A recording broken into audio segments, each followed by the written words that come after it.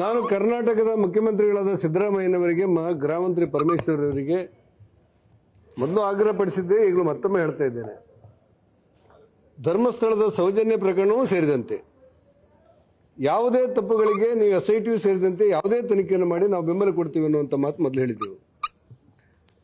ಈಗಲೂ ಕೂಡ ನಿನ್ನೆ ಧರ್ಮಸ್ಥಳದ ಠಾಣೆ ಎದುರು ಜನ ಆಕ್ರೋಶ ಭರಿತರಾಗಿ ಅಲ್ಲಿರುವಂಥ ಭಕ್ತಾದಿಗಳು ಮಂಜುನಾಥ ಸ್ವಾಮಿಗೆ ದೇವಸ್ಥಾನಕ್ಕೆ ಪಾವಿತ್ರ್ಯಕ್ಕೆ ಧಕ್ಕೆ ಆಗುವಂಥ ಪರಿಸ್ಥಿತಿ ನಿರ್ಮಾಣ ಆಗಿದೆ ಅಂತ ಹೇಳಿರುವುದು. ಕೆಲವು ವ್ಯಕ್ತಿಗಳು ಯೂಟ್ಯೂಬ್ ಮೂಲಕ ಧರ್ಮಸ್ಥಳ ದೇವರನ್ನು ಅಪಮಾನ ಮಾಡುವಂಥ ಮಾತುಗಳನ್ನು ಆಡಿದ್ದಾರೆ ಅನ್ನೋದು. ಈ ಕುಕ್ಕರ್ ಬಾಂಬ್ ಸ್ಫೋಟ ಮಾಡಿದಂಥ ಒಬ್ಬ ಆರೋಪಿ ಧರ್ಮಸ್ಥಳ ದೇವಸ್ಥಾನಕ್ಕೂ ಕೂಡ ಇಡ್ಲಿಕ್ಕೆ ಹೊರಟಿದ್ದಾನೆ ಅಂತ ಹೇಳುವಂಥ ಚರ್ಚೆಗಳು ಬಂದಿರುವುದು. ನೆರೆ ರಾಜ್ಯದ ರಾಜಕಾರಣಿಗಳು ಧರ್ಮಸ್ಥಳ ದೇವಸ್ಥಾನಕ್ಕೆ ಸಂಬಂಧಪಟ್ಟಂತೆ ವಿಚಾರದಲ್ಲಿ ಒಂದಿಷ್ಟು ಮೂಗು ತೀರಿಸಿ ಆ ಪಾವಿತ್ರ್ಯ ಕ್ಷೇತ್ರಕ್ಕೆ ಧಕ್ಕೆ ತರಲಿಕ್ಕೆ ಹೊರಟಿದ್ದಾರೆ ಅನ್ನುವಂಥ ಚರ್ಚೆಗಳು. ಇದನ್ನೆಲ್ಲ ಗಮನದಲ್ಲಿಟ್ಟುಕೊಂಡು ದೇವಸ್ಥಾನದ ಪಾವಿತ್ರ್ಯಕ್ಕೆ ಧಕ್ಕೆ ಆಗಬಾರದು, ನಂಬಿರುವಂಥ ಕೋಟ್ಯಾಂತರ ಜನ ಏನಿದ್ದಾರೆ ಮಂಜುನಾಥನ ನಂಬಿರುವಂಥ ಕೋಟ್ಯಾಂತರ ಜನರ ಭಾವನೆಗಳಿಗೆ ಧಕ್ಕೆ ಆಗದಿರುವಂಥ ವಾತಾವರಣ ನಿರ್ಮಾಣ ಮಾಡಬೇಕು. ಆ ಹಿನ್ನೆಲೆಯಲ್ಲಿ ರಾಜ್ಯ ಸರ್ಕಾರ ಕ್ರಮ ತಗೊಳ್ಬೇಕು ಅನ್ನೋದು ನಮ್ಮ ಆಗ್ರಹ ಇರುವುದು. ಅದೇ ಸಂದರ್ಭದಲ್ಲಿ ಅಲ್ಲಿ ನಡೆದಿರುವಂಥ SIT ತನಿಖೆಯನ್ನು ಕೂಡ ನಾವು ಸ್ವಾಗತ ಮಾಡಿದ್ದೇವೆ, ಭಾರತೀಯ ಜನತಾ ಪಕ್ಷ ಮೂಲಕ ಸ್ವಾಗತ ಮಾಡಿದ್ದೇವೆ.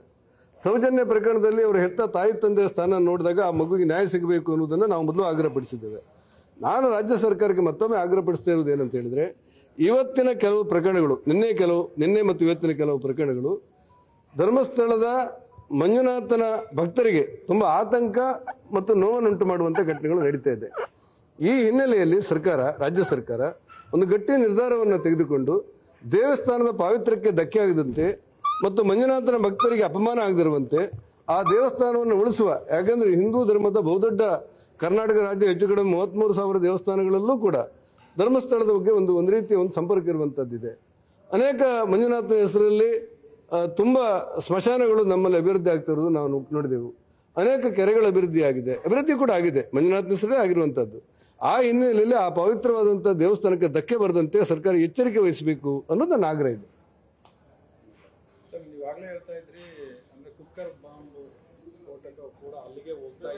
ಈಗ ನಿನ್ನೆ ಮೊನ್ನೆ ಬಂದಿರುವಂತಹ ವರದಿಯ ಹಿನ್ನೆಲೆಯಲ್ಲಿ ಆ ಕುಕ್ಕರ್ ಬಾಂಬ್ ಸ್ಫೋಟ ಮಾಡಿರುವಂತ ವ್ಯಕ್ತಿ ಮಂಜುನಾಥನ ದೇವಸ್ಥಾನಕ್ಕೂ ಕೂಡ ಬಾಂಬ್ ಸ್ಫೋಟ ಮಾಡಲಿಕ್ಕೆ ಬೇಕಾದ ಹುನ್ನಾರ ನಡೆಸಿದ್ದಂತ ತನಿಖೆಯಿಂದ ತಿಳಿದು ಬಂದಿದೆ ಅಂತ ಹೇಳಲಾಗಿತ್ತು.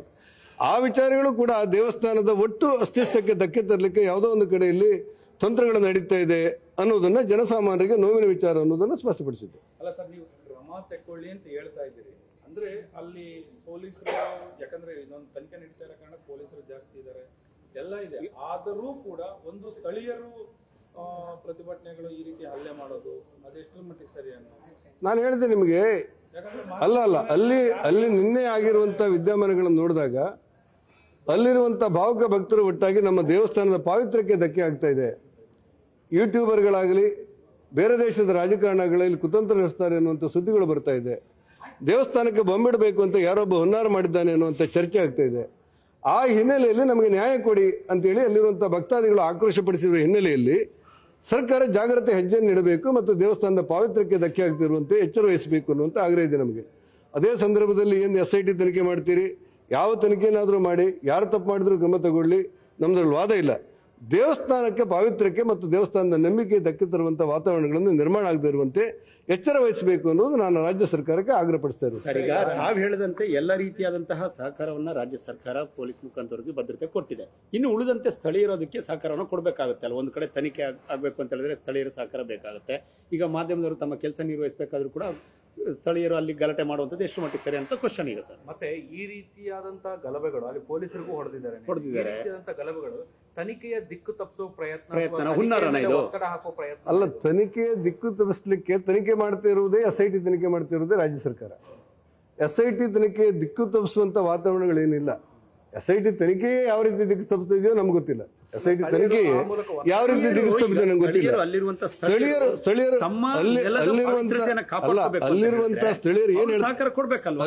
ಸ್ಥಳೀಯರು ಏನ್ ಹೇಳ್ತಾ ಇದ್ದಾರೆ ಅಂದ್ರೆ, ನಾವು ಬಹಳ ದಿವಸಗಳಿಂದ ನೋಡ್ತಾ ಇದ್ದೀವಿ ದೇವಸ್ಥಾನಕ್ಕೆ ಅಪವಿತ್ರ ಆಗುವಂತ ಅನೇಕ ಚರ್ಚೆಗಳು ಮತ್ತು ಕೆಲವು ಘಟನೆಗಳು ನಡೀತಾ ಇದೆ. ಸರ್ಕಾರ ದೇವಸ್ಥಾನದ ಪಾವಿತ್ರ್ಯಕ್ಕೆ ಧಕ್ಕೆ ತರದಿರುವಂತೆ ಎಚ್ಚರ ವಹಿಸಬೇಕು ಅನ್ನುವಂತ ಆಗ್ರಹವನ್ನು ಅವರು ಮಾಡಿದ್ದಾರೆ. ಅಲ್ಲ, ಭದ್ರತೆ ಕೊಡ್ಬೇಕು. ಓಕೆ, ಸ್ಥಳೀಯಲ್ಲಿರುವಂತವರು ನೋಡಿ, ಎಷ್ಟು ಮಟ್ಟಿಗೆ ಸರ್, ಸರ್ಕಾರ ಒಂದು ಕೊಡ್ತಿದ್ದಾರೆ ಅಂತ ಪ್ರಶ್ನೆ ಅಲ್ವಾ ಈಗ? ಈಗ ಘಟನೆಗಳು ಧರ್ಮಸ್ಥಳದಲ್ಲಿ ನಡೆದಾಗ ಧರ್ಮಸ್ಥಳ ಅನ್ನುವಂತ ಊರಿನ ಹೆಸರನ್ನ ಉಲ್ಲೇಖ ಮಾಡ್ಲೇಬೇಕಾಗತ್ತೆ. ಘಟನೆ ಎಲ್ಲಿ ನಡೆದಿದೆ ಅಂತ ಮಾಧ್ಯಮದವರು ಹೇಳ್ಬೇಕಾದಂತ ಸಂದರ್ಭದಲ್ಲಿ ಧರ್ಮಸ್ಥಳ ಅನ್ನೋ ಹೆಸರನ್ನ ಬಳಕೆ ಮಾಡ್ಕೊಳ್ಳೇಬೇಕಾಗುತ್ತೆ. ಈಗ ಮಾಧ್ಯಮದ ಮೇಲೆ ನಿನ್ನೆ ಹಲ್ಲೆ ಆಯಿತು ಅದ್ರ ಮೇಲೆ ಕ್ರಮ ತಗೊಳ್ಬೇಕು ಅಂತ ಒತ್ತಾಯವನ್ನು ಮಾಡಿದ್ದೇವೆ ನಾವು. ಯಾರು ನಮ್ಮಲ್ಲಿ ಏನು ಗೊಂದಲ ಇಲ್ಲ. ನಾವು ಮಾಧ್ಯಮದ ಮೇಲೆ ಯಾರಾದರೂ ಹಲ್ಲೆ ಮಾಡಿದರೆ ಅದ್ರ ಮೇಲೆ ಕ್ರಮ ತಗೊಳ್ಬೇಕು ಅನ್ನುವಂಥ ಒತ್ತಾಯವನ್ನು ಕೂಡ ನಾವು ಮಾಡಿದ್ದೇವೆ. ನಮ್ಮ ಮೂಲ ಉದ್ದೇಶ ಇರುವುದು ಬಹಳ ದಿವಸಗಳ ಕಾಲ ಇದನ್ನು ಎಳೆದಾಡಿಕೊಂಡು ಹೊಸ ವಿಚಾರಗಳನ್ನು ತಂದುಕೊಂಡು ಒಂದಿಷ್ಟು ಸಮಸ್ಯೆಗಳನ್ನು ಸೃಷ್ಟಿಯಾಗುವಂಥ ವಾತಾವರಣ ನಿರ್ಮಾಣ ಮಾಡಬಾರ್ದು ಅಂತೇಳಿ ಮುಖ್ಯಮಂತ್ರಿಗಳ ಆಗ್ರಹ. ಮತ್ತು ಆ ದೇವಸ್ಥಾನದ ಮೂಲ ಪಾವಿತ್ರ್ಯಕ್ಕೆ ಧಕ್ಕೆ ಬಂದಾಗ ಭಾವುಕ ಭಕ್ತರು ಒಂದು ರೀತಿಯ ಪ್ರತಿಭಟನೆಯೂ ಸೇರಿದಂತೆ ಆಕ್ರೋಶವನ್ನು ವ್ಯಕ್ತಪಡಿಸುವಂಥ ವ್ಯವಸ್ಥೆಗಳಾಗಬಹುದು ಅನ್ನುವಂಥ ಆತಂಕಗಳು ಎಲ್ಲರಲ್ಲೂ ಇದೆ. ಆ ಕಾರಣಕ್ಕೆ ನಾವು ಹೇಳಿದ್ದು ಸರ್ಕಾರ ಎಚ್ಚರಿಕೆ ಹೆಜ್ಜೆ ನೀಡಬೇಕು, ಜಾಗೃತಿಯಾಗಿ ನಿರ್ವಹಣೆ ಮಾಡಬೇಕು, ದೇವಸ್ಥಾನದ ಮೂಲ ತತ್ವಕ್ಕೆ, ದೇವಸ್ಥಾನದ ಮೂಲ ಪಾವಿತ್ರ್ಯತೆಗೆ ಧಕ್ಕೆ ಆಗಬಾರದು ಅನ್ನೋದು ನನ್ನ ಮಾತು. ಸರ್, ಈಗ ತಾವು ಏನು ಅಂದ್ರೆ ಧರ್ಮಸ್ಥಳ ಅನ್ನುವಂಥದ್ದು ಒಂದು ಊರಿನ ಹೆಸರು. ಧರ್ಮಸ್ಥಳಕ್ಕೂ ಅಲ್ಲಿರುವ ದೇವಸ್ಥಾನಕ್ಕೂ ಸಂಬಂಧ ಇರಲ್ಲ. ಈ ಘಟನೆ ಆ ಊರಲ್ಲಿ ಆದಾಗ ಊರಿನ ಹೆಸರು ಹೇಳಬೇಕಾಗತ್ತೆ. ಊರಿನ ಹೆಸರು ಹೇಳಿದ ತಕ್ಷಣ ಕ್ಷೇತ್ರಕ್ಕೆ ಅಪವಿತ್ರ. ನನಗೆ ಗೊತ್ತಿಲ್ಲ, ಊರಿನ ಹೆಸರು ಹೇಳಿದ್ದಕ್ಕೆ ಪವಿತ್ರ ಅಂತ ಹೇಳಿದ್ದಲ್ಲ. ನಾನು ಹೇಳ್ತಾ ಇರೋದು ದೇವಸ್ಥಾನಕ್ಕೆ, ಮಂಜುನಾಥನ ಬಗ್ಗೆ ಲಘುವಾಗಿ ಮಾತಾಡುವಂತ ಪರಿಸ್ಥಿತಿಗಳು, ಆ ದೇವಸ್ಥಾನದ ಅಸ್ತಿತ್ವದ ಬಗ್ಗೆ ಲಘುವಾಗಿ ಮಾತಾಡುವಂತ ಪರಿಸ್ಥಿತಿಗಳು, ಆ ದೇವಸ್ಥಾನವನ್ನ ಅಪವಿತ್ರ ರೀತಿಯ ಮಾತ್ರೆಗಳನ್ನಾಡಿ ಆ ದೇವಸ್ಥಾನದ ಪಾವಿತ್ರ್ಯಕ್ಕೆ ಕುಂದುಂಟು ಮಾಡಿ ಅಲ್ಲಿಯ ಭಕ್ತರ ಆ ಕುಕ್ಕರ್ ಬಾಂಬ್ ಇಡ್ತೇನೆ ಅಂತ ಹೇಳಿರುವಂತ ವ್ಯಕ್ತಿಯ ತನಿಖೆಯ ಬಂದಿರುವಂತಹ ಸುದ್ದಿಗಳು, ಬೇರೆ ರಾಜ್ಯದ ರಾಜಕಾರಣಿಗಳು ಅದರಲ್ಲಿ ಹಸ್ತಕ್ಷೇಪ ಮಾಡ್ತಾ ಇದ್ದಾರೆ ದೇವಸ್ಥಾನದ ಬಗ್ಗೆ ಅನ್ನುವಂಥ ಚರ್ಚೆಗಳಿಗೆ ಮಾತ್ರ ಸೀಮಿತವಾಗಿ ಭಾರತೀಯ ಜನತಾ ಪಕ್ಷದ ಅನೇಕ ಮುಖಂಡರು ಹೇಳಿದ ಮಾತನ್ನು ನಾನು ಪುನರುಚ್ಚರಿಸಿದ್ದೇನೆ. ಸರ್, ಈಗ ತಾವು ಹೇಳಿದಂತೆ ಅಲ್ಲಿ ತನಿಖೆಗೆ ತಾವು ಸ್ವಾಗತ ಕೊಡ್ತೀವಿ ಅಂತ ಹೇಳಿದ್ರೆ, ಆದ್ರೆ ತನಿಖೆ ನಡಿಬೇಕಾದ್ರೆ ಸಹಜವಾಗಿ ಅಲ್ಲಿ ಒಬ್ರಿಗೊಬ್ರು ಮಾತುಕತೆಗಳನ್ನ ನಡೆಸ್ತಾರೆ. ಅಂದ್ರೆ ತಾವು ಆ ಧರ್ಮಕ್ಕೆ ಜೊತೆಗೆ ಅಲ್ಲಿರುವಂತಹ ಸ್ಥಳಕ್ಕೆ ಪವಿತ್ರತೆ ಕಾಪಾಡ್ಕೊಳ್ಳೋದಕ್ಕೆ ಸಾಧ್ಯವಿಲ್ಲ ಅನ್ನೋದನ್ನ ಹೇಳ್ತೀರಿ. ಆದ್ರೆ ಗಲಾಟೆಗಳು ಉದ್ಭವಿಸೋದಕ್ಕೆ ಕಾರಣ ಏನು ಅಂತ ಹೇಳಿದ್ರೆ, ನಾನು ನಿಮಗೆ ಇನ್ನು ಹೇಳಿದೆ. ನಿಮಗೆ ಈಗ ಒಂದು ವಿಚಾರಗಳ ಬಗ್ಗೆ ಚರ್ಚೆ ಬಂದಾಗ, ತನಿಖೆ ಬಂದಾಗ ಸರ್ಕಾರ ಪೊಲೀಸರನ್ನ ನಿಯೋಜನೆ ಮಾಡಿ ಶಾಂತಿಯನ್ನು ಕಾಪಾಡಬೇಕಾದದ್ದು ಸರ್ಕಾರದ ಜವಾಬ್ದಾರಿ. ಒಂದು ವೇಳೆ ನಿಮಗೆ ಈ ಗಲಾಟೆ ಮಾಡುವವರ ಸಂಖ್ಯೆ ಜಾಸ್ತಿ ಆದ್ರೆ, ಮೀಡಿಯಾದವರು ಹೊಡೆಯೋರ ಸಂಖ್ಯೆ ಜಾಸ್ತಿ ಆದ್ರೆ ಪೊಲೀಸ್ ಅವ್ರ ಮೇಲೆ ಕ್ರಮ ತಗೊಳ್ಬೇಕು. ಪೊಲೀಸರ ಮೇಲೆ ದಾಳಿ ಆಗಿದೆಯಲ್ಲ, ಪೊಲೀಸ್ ಎಲ್ಲೋ ಒಂದು ಕಡೆಯಲ್ಲಿ ಆಗಿರಬಹುದು, ನಂಗೆ ಗೊತ್ತಿಲ್ಲ. ಪೊಲೀಸರ ಮೇಲೆ ದಾಳಿ ಆದದ್ದು ನನಗೆ ಗೊತ್ತಿಲ್ಲ. ಆದ್ರೆ ಪೊಲೀಸರ ಮೇಲೆ ದಾಳಿ ಆದ ಕೂಡ ಅದಕ್ಕೆ ರಿಯಾಯಿತಿ ಉಂಟಾ? ಮೀಡಿಯಾದವ್ರ ದಾಳಿ ಮಾಡಿದ ಕೂಡ ರಿಯಾಯಿತಿ ಉಂಟಾ? ಅವರೆಲ್ಲರನ್ನು ಕಾನೂನು ಚೌಟಗಳು ತರಬೇಕಾದದ್ದು ಸರ್ಕಾರದ ಜವಾಬ್ದಾರಿ. ಈಗ ನಿನ್ನೆ ಗಲಾಟೆ ಆಯ್ತು ಅಂತ ಹೇಳಿದ್ರಲ್ಲ, ಸ್ಥಳೀಯರು ತಮಗೆಲ್ಲರೂ ಕೂಡ ಈ ರೀತಿಯಾದಂತ ದುರ್ಮನಗಳನ್ನ ಕೊಟ್ಟಿದ್ದಾರೆ, ಅಲ್ಲಿ ಶಾಂತಿ ಕಾಪಾಡಬೇಕು ಅನ್ನುವಂಥದ್ದನ್ನ ಹೇಳ್ತಿದ್ದಾರೆ ಅಲ್ವಾ? ಹಾಗಾದ್ರೆ ಹೊರಗಡೆಯವರು ಯಾರು ಬಂದಿದ್ದಾರೆ ಅಲ್ಲಿ?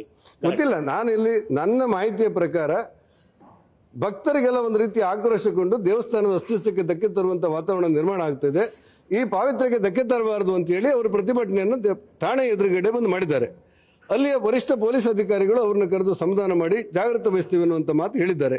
ಇಂತಹದಕ್ಕೆ ಅವಕಾಶಗಳಿಲ್ಲದೆ ಇರುವಂತೆ ಸರ್ಕಾರ ಎಚ್ಚರ ವಹಿಸಬೇಕು ಅನ್ನೋದು ನನ್ನ ಈ ಮಾತಿನ ಒಟ್ಟು ಉದ್ದೇಶ. ಸರಿ ಸರ್, ಧನ್ಯವಾದ.